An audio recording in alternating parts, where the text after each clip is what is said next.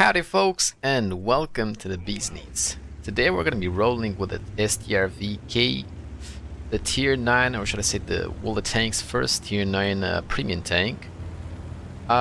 It's not a very good tank in my opinion, it's average, you know.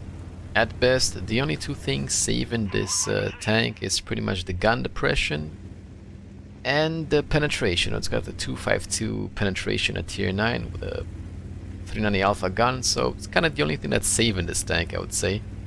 Unfortunately, you know, the gun depression doesn't come attached with a very good turret armor, so yeah, you know, it's an average tank. I think you would actually be able to do you'd be able to gain more credits with a good tier 8 premium tank, if anything, right? Yeah, on this tank pretty much I got a dual configuration. I got vertical stabs, optics, and rammer for open maps such as this, and I also got like vertical stabs, hardening, and rammer for when I get city maps, so the extra HP always comes in handy. Just as it happens, we're playing on Prokhorovka, which is actually my favorite map in the game, because you know it's a lot about vision control, and I love spotting on this map from the middle. Every time I play on this map, or most of the times, if the tank allows me, I try to play in the middle as much as I can. Just popping here back and forth, you know, having like optics and the viewing skills can net you a lot of assist damage. And of course you can like save the game for your team. As you probably noticed at the start, I peeked up and I spotted like several tanks at C1, well, 2 tanks. Quite easy to do from the middle. You can also like blind shoot that position up there, you know, there's that bush at C1 all the way up. People always go there. Very easy to like get blind shots with that. So like I said, on this map you mostly just like roam around in the middle. There's always targets. Unfortunately there's always like a big chunk of your team camping in the forest, so you know, this is why this plan of attack works best, because you can actually spot for them, which in terms means they might actually be useful too, right? Yeah. It's sad that you see a lot of times, you know, people with heavy tanks there, or like with tanks that technically you shouldn't, you know, see them camping, but yeah, you can't have everything. Anyways, the plan is to just keep roaming in the middle. Targets will present themselves at some point. You know, just gotta be patient. It is a map like that relies heavily on patience too. Yeah. Also, like when you don't have any more targets in the middle, you can also like move a bit more to the right to shoot the hill, you know, like F0 positions, you can like shoot them from the middle. That's why I played the middle, because you can control the forest, the middle, and the hill, so it's a very good, you know, position. Of course, I couldn't really let this AMX get away, and thanks to my lovely V-range, you know, the Waffenträger got spotted too at the top side. Managed to get a nice snapshot on him too. Yeah, the gun handling of this tank isn't the greatest, but it's still manageable, you know, it works. Of course, if you want to have like better accuracy, you're supposed to shoot APCR, because as you might know, the better the shell velocity, the more accurate your gun will be. And this pretty much happens because a shell that has bad velocity is gonna try to get like a arced trajectory, you know, it's never gonna fly straight, it's gonna get like a slight arc trajectory, and obviously that's gonna make you miss a lot of shots, especially on targets that are on the move. But if you have a shell that's very fast, it's just gonna go straight to the center, you know, so you're gonna be able to like hit a lot more reliably with that. This goes out, you know, everybody who's complaining about the accuracy of certain tanks in general. If you put improved aiming on the tank, it's really not gonna do anything with that. Improved aiming doesn't really help with anything, especially not with accuracy. So if you want to improve the accuracy of your tank, try to shoot ammo that has better velocity, of course, if the tank actually allows it, right? If your tank has ammo that has better velocity, which, you know, unfortunately most of the times is gold ammo, try to use that, because you'll have better accuracy. Otherwise, you're just gonna have to close in the distance between you and the target, if of course you wanna be more accurate. Yeah, You got this like Type 5 in the middle that's very brave so far. He keeps popping out a lot, and for some reason he's not getting destroyed. Gotta make this minimap a bit bigger for you guys. And for me too. Yeah, he keeps like showing us the side of his turret a lot, but he's not really getting punished from the forest, unfortunately. At this point, there's not much for me to do. I keep going back and forth here to try to get the occasional spots, of course. And like I said, there's always targets like appearing in, so you know you can punish them quite easily, especially if you got a bit of gun depression. The Progetto is gonna keep me locked in place though, because of that guy there. I can't exactly be too aggressive in the middle. I always gotta like try to pay attention to his side, not to the left. So after the Progetto dies, I suppose I'll have like a bit more room to maneuver, you know, with the Type 5. Just as I was saying, it's very easy to like spot tanks that are going to C1 position from the middle. You know, it's like a super easy trap. You catch people off guard there a lot of the times. Because pretty much people who go there, they don't use this like V-range indicator, right? They don't use the V-range indicator to see if, you know, they're within the target's V-range. They probably don't care, or they don't know, or they just assume that the people in the middle don't have enough V-range to see them, so yeah, you kind of get spots super easily there.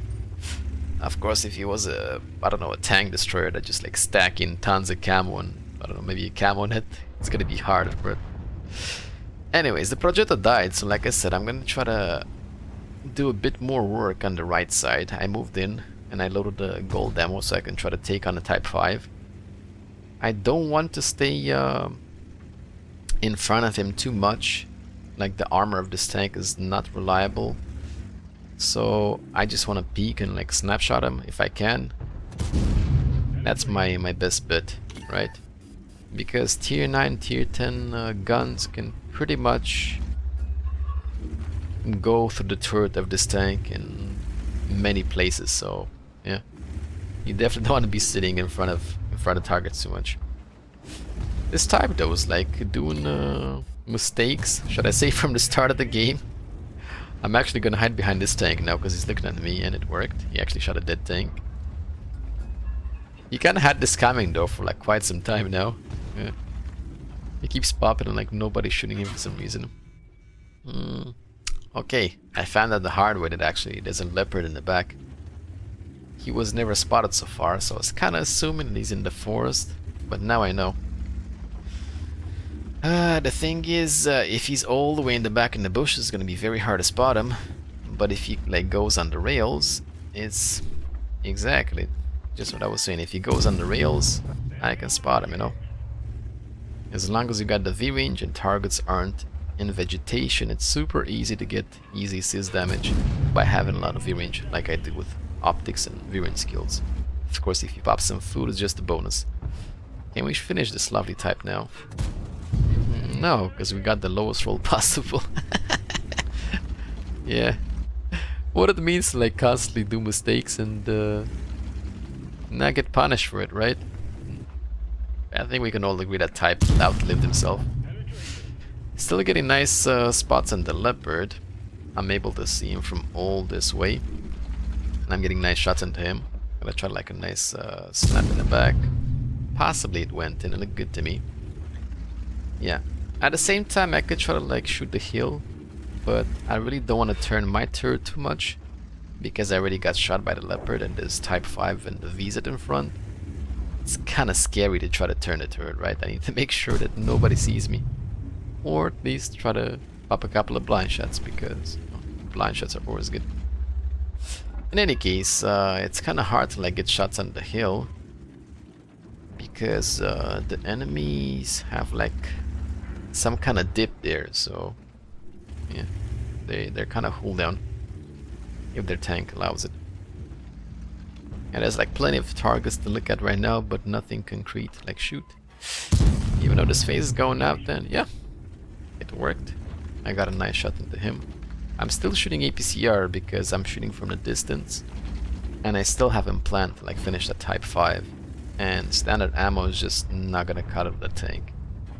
You're probably well known as Type 5 has like what 280 standard armor in the front, you know, it's ridiculous. Actually, it has 270 in one slight spot, aka the driver's hatch, you know. That was a wargaming nerf a while ago. The tank went from 280 frontal armor to just 270 in one small spot, aka the driver's hatch, you know, they called it a nerf. Get it? Yeah. Okay.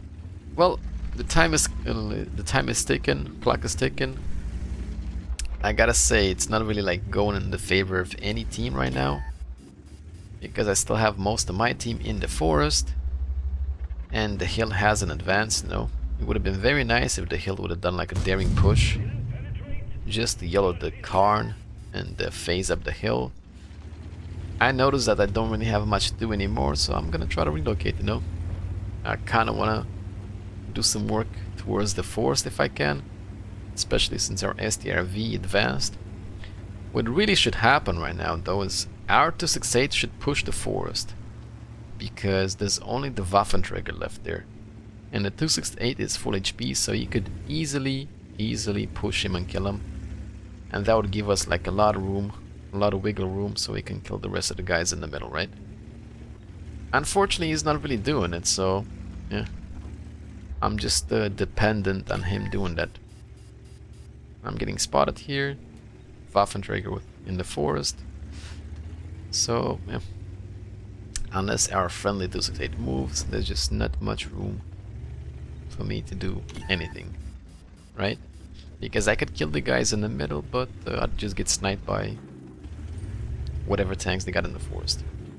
At this point, I maybe thought that the Waffenträger is at C1, but I think I was actually getting spotted by the Emil, so I decided to maybe try a couple of blind shots there. You never know, right? Nothing at C1 though, so maybe in the bushes nearby. Since nobody's moving, you know, might as well try. Blind shots never hurt. Yeah. I don't mind like wasting the ammo, so better try it than not try at all, right? A great mind, I think, once said you miss 100% of the shots you don't take, right?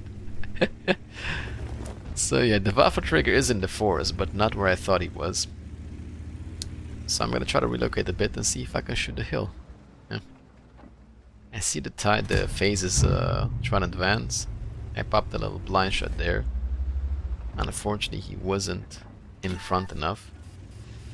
I'm getting spotted, so I gotta take it easy because the phase could actually try to shoot me from the hill. Unfortunately, we're just simply like running out of time. Because of the usual, you know, people don't want to get involved. Yeah. They don't want to get involved, and you can win games yourself, but you know, there's a limit. Luckily, I was able to get a shot on the phase.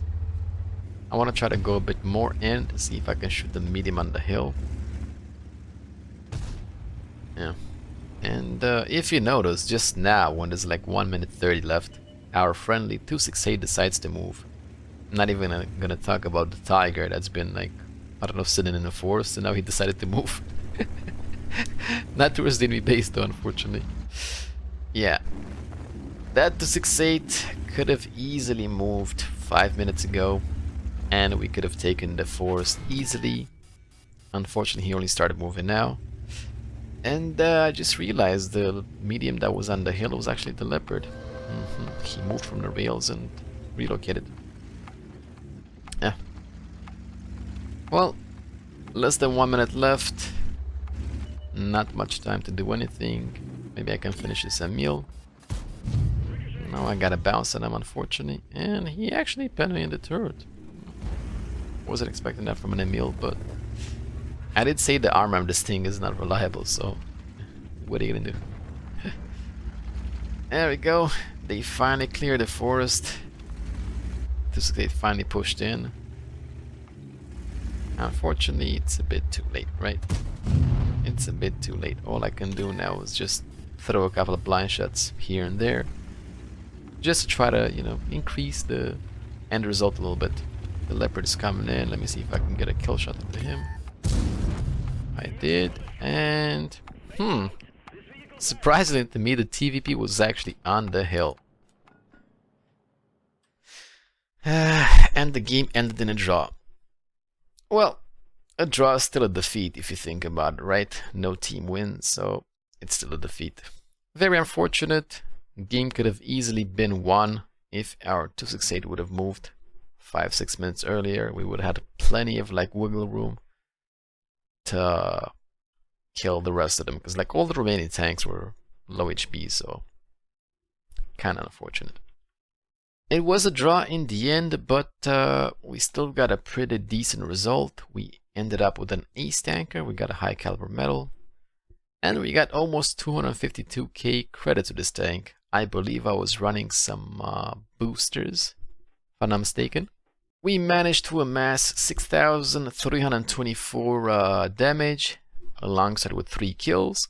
We also managed to rack up 2,262 assist damage. Like I said, it's quite simple just by having optics and the viewing skills. To get random assist damage, which can help you a lot with gun marks, with XP, you know, with more credits. Can help you stay alive because you see the target faster.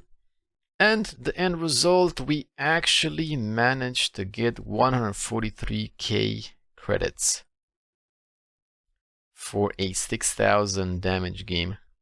Is that a lot for a tier 9 premium?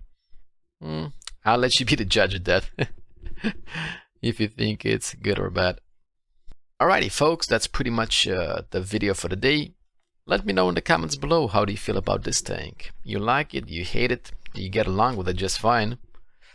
Also, don't forget to like and subscribe, and please share with your friends so you can grow this business to astronomical levels. And yeah, as usual, thank you all for tuning in, and see you guys next time. Take care.